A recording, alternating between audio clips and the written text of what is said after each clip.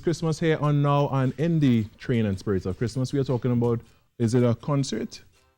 Yes, It's a concert called Rock the Halls, and I'm here with Rochelle Antoine, also known as Luna. Good morning, Rochelle, and welcome. Good morning. Thanks for being here this morning. And thanks for having me. So the concert is Rock the Halls. Yes. When is it and where is it going to be? It's this Saturday, the 15th of December. It starts at 7 o'clock and it will be held at Planners Sports Bar, Leotard Street, San Fernando. Oh, it's in South? Yes. Okay, so I could probably make it then. Yes, it's not that far. No, I live South, that's why. Okay, good.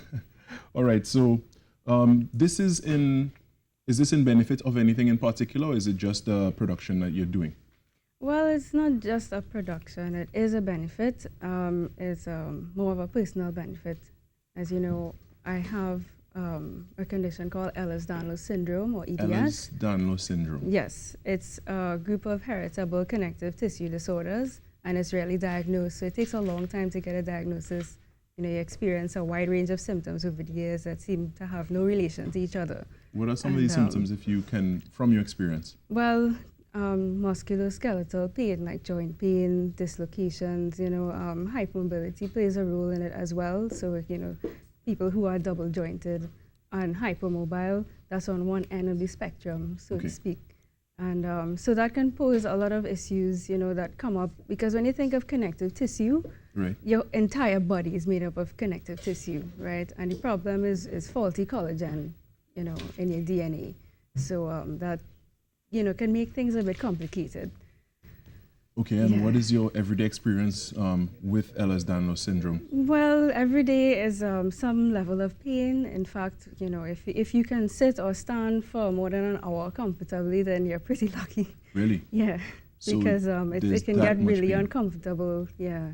And certain exercises or activities are not really allowed unless, you want to risk being in discomfort.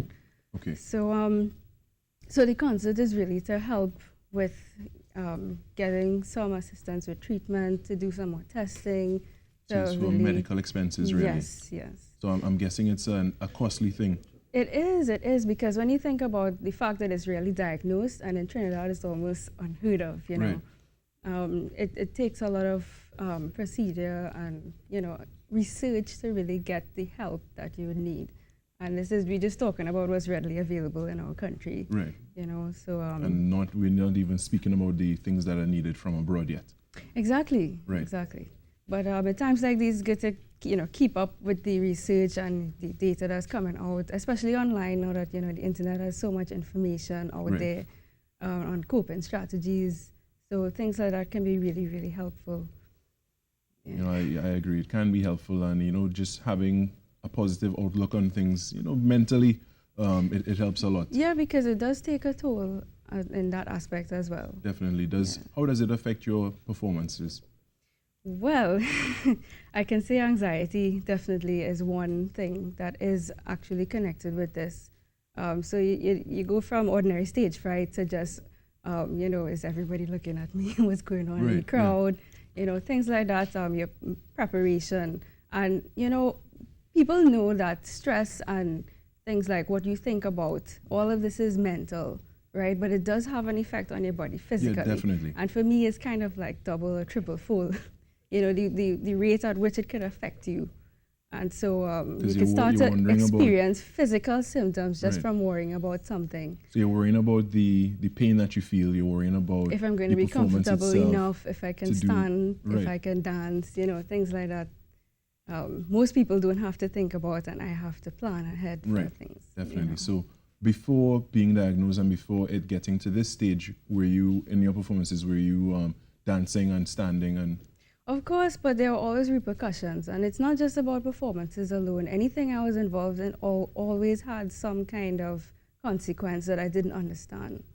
And eventually it just got worse, and I had to try to find out why, and even that took long. So, at this point, there's a very limited range of activities compared to what I was able to do prior to now. Wow, so, I can't even imagine, and you're a very strong person to be going through this, because as we were speaking earlier, you were telling me that you are in constant pain, at some level of pain, constantly. So you know, I think you're a really strong person to be going through this and actually still performing and still doing the everyday things and not letting it stop you. Right. Well, I do what I love, but you know, everything has limits for me now. Right. Yeah, Yes. definitely. So how long has it been at this point where it has brought you to this point of constant pain? Well, there were, I would say 2014, I had my diagnosis for hypermobility, and only Right. this year in January, I got the EDS diagnosis.